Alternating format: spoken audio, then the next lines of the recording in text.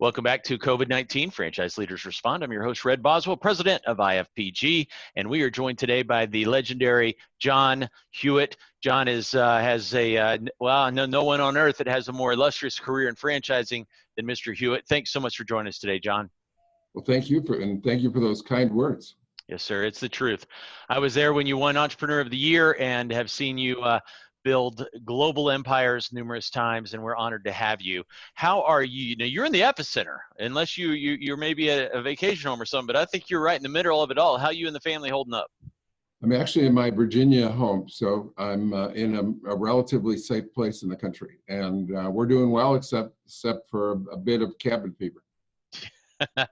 You are not alone, sir. Well, good to hear you're doing so well, staying healthy and safe.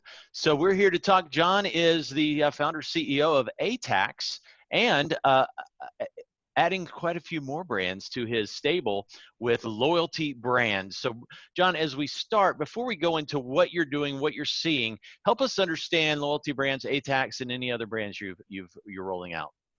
Sure, we have several brands. As you know, I founded Jackson Hewitt, sold that. I founded Liberty Tax and sold that, and now we have a bunch of brands. We have ATAX, which is a specialty Spanish tax preparation for people that typically make under $50,000 or $60,000. We have Loyalty Business Services, that is higher end customers that make over $60,000, and corporations and businesses. And we have First Choice Business Brokers, where we actually, instead of selling real estate, we sell businesses. And we also have a care family where we're dealing in senior care. And finally, we have Shepherd's Guide, which is a Christian phone book that's distributed by churches. Outstanding. A wide variety of opportunities. So we'll learn how those are being impacted through this. Help us understand, any particular businesses is fine. How are they being impacted during this time? Actually, all of them are on hold. As you've probably seen, you've been in the industry, everyone's focused on the virus and reluctant to move forward. We're closing deals that have been underway for 6 or 8 or 10 weeks. But as far as new people coming to the table, it's people are reluctant and scared under the current conditions. So we see a reluctance for people to make major steps in their life. And as you know, acquiring a franchise isn't just paying some money. It's about changing your life. It certainly is. So you're saying on franchise development, you've had some close throughout this crisis, but from a new lead standpoint, that's gone very light. Exactly. Okay. We're here. It's fascinating to me. Some brands have seen a significant pickup on that side, while others have seen not much change. Others are seeing it lower. Some franchises are booming through this from their franchisee standpoint, while others are absolutely in a catastrophe. So you've got a number of brands. You've seen them slow down on Fran Dev from new lead standpoint. What about your current Zs? How are they holding up? I mean, I know you said, I think they're putting them on hold. Are any still operating? No, most of the only ones that are operating are our First Choice Business Brokers. We're still buying and selling businesses. Most of that is done without face-to-face, without visits. But our tax preparation offices and our accounting offices have been shut down as non-essential businesses. What about any technology you're using to communicate with them, your leadership team? How are they supporting them in a different way, with the crisis in mind? Sure. With ATAX, we have ATAX Live, where they can send their information electronically. We also can take information over the phone. But that's still there's what happened in our industry, that in the tax industry, they extended the deadline from April 15th until July 15th. So what's going to happen is, it's not that we're going to lose the business is going to be delayed into June and July. And so they are accepting, like the ATAX franchisees are accepting the tax returns. It's just a trickle, it sounds like, and they're able to work from home. That's exactly right. You can do tax returns from anywhere in the country. The software is in the cloud, and we are doing tax returns from home. The good news is in the legislation, not only is the federal government made new tax changes that are going to help us for the future, but even the states are. I just saw the governor of Maryland announce state tax changes that are going to be beneficial for us too. Change is good in your industry because we can't do it ourselves when changes confuse us. Wow. So what about individual franchisees? Are you seeing anyone doing anything unique, triumphing through adversity, as they say, coming up with anything unique and special, supporting clients in a different manner, maybe on the business broker side? What we're doing is, for example, we're giving significant discounts for people that are buying businesses at this point. So we're going to the sellers and asking them to discount, because there's a lot of businesses that are going to come for sale after this. As you can imagine, the number of bankruptcies and business for sale is going to jump dramatically over the next 3 to 6 months as people are struggling. So we're offering discounts to buyers to come in and meet with our sellers. So, and what's the name of your business broker franchise again? First Choice Business Brokers. First Choice Business Brokers. Okay, so we've got a sister company, Career Transition Leads. We've actually seen an uptick in folks. You know, when the job market goes down, franchising tends to rise, especially on those job replacement opportunities. And you've got quite a few of those. So I'm sure. What do you think about this? I heard Ray Titus say this phrase, and it's on my whiteboard right beside me. I loved it. In an interview recently, he said, "We expect to do 12 months of business in the last 6 months of the year." Would you agree with him?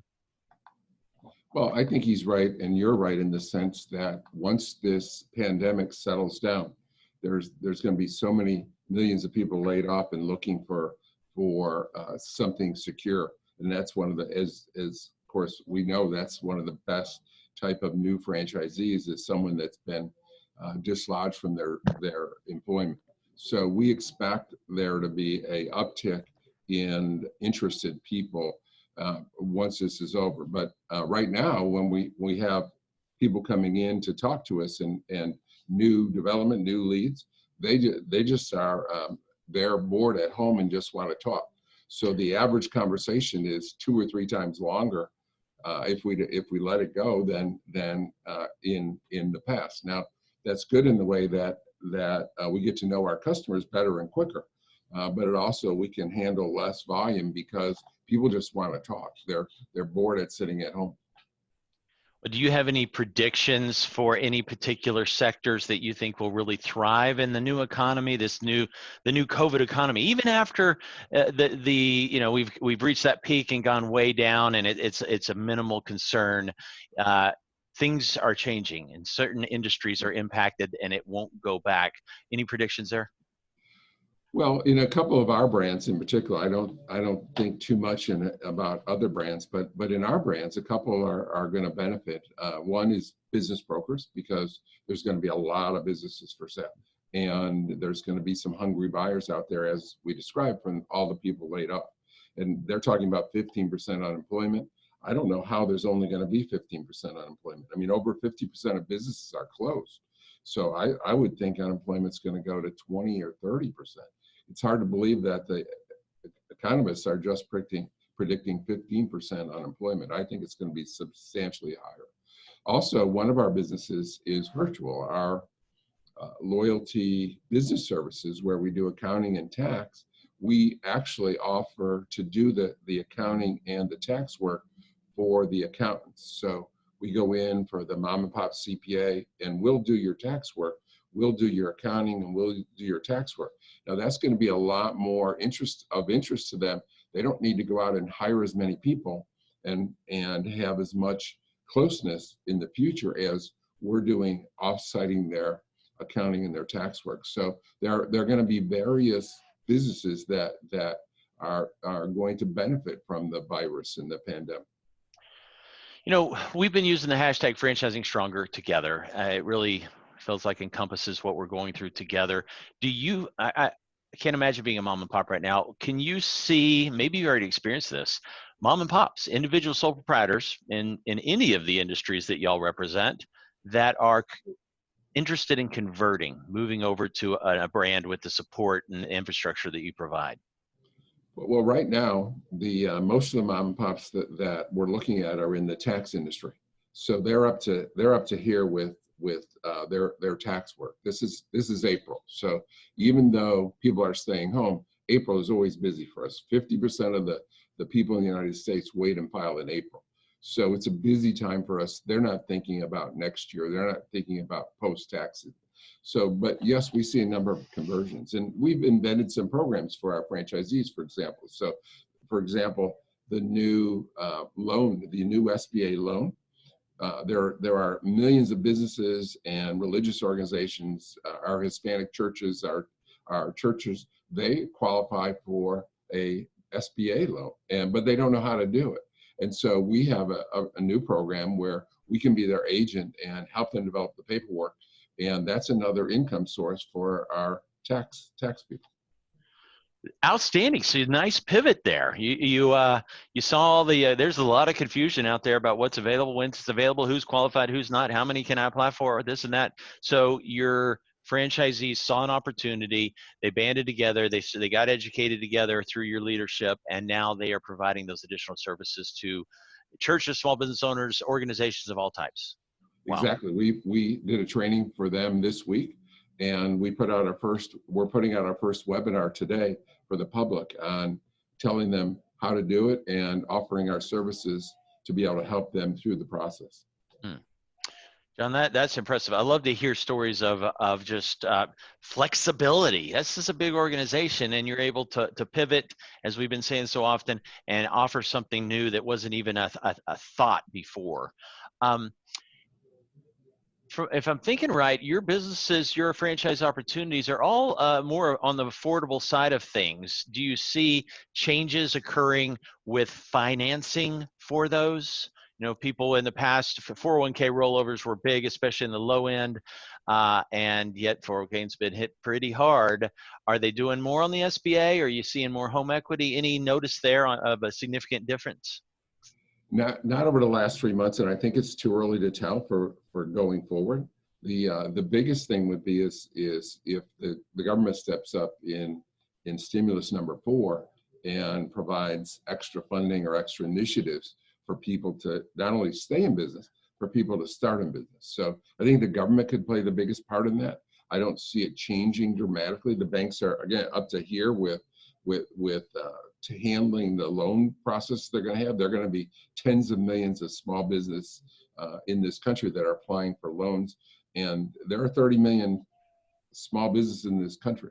So over 10 or 15 million of them are going to be applying for these new SBA loans. The banks are going to be really busy just handling that, let alone new applications. Yes, they will be. Yes, and you've got plenty of folks that can help support them and help them figure all that new waters out. John Hewitt, anything else to share with franchisors, business owners about how to thrive through this, how to even survive through this?